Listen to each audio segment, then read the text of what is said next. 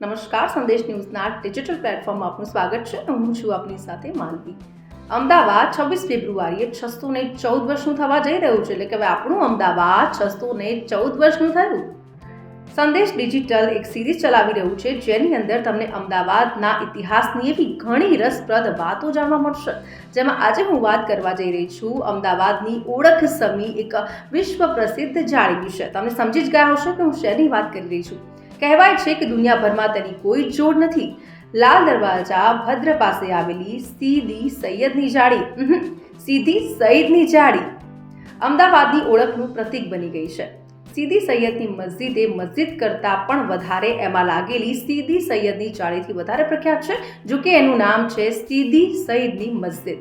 સીદી સૈયદની જાળી એ સીદી સૈયદની મસ્જિદની એક દિવાલ પર લાગેલી પ્રખ્યાત જાળી છે. આ જાળીની ખાસિયત એ છે કે આટલી મોટી જાળી એક જ પથ્થરમાંથી બનેલી છે.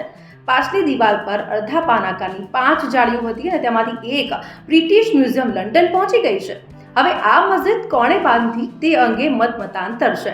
કહેવાય છે કે સુલતાન અહેમદ ત્રીજાના વખતમાં સીદી લોકો ગુલામ તરીકે અમદાવાદ આવ્યા હતા.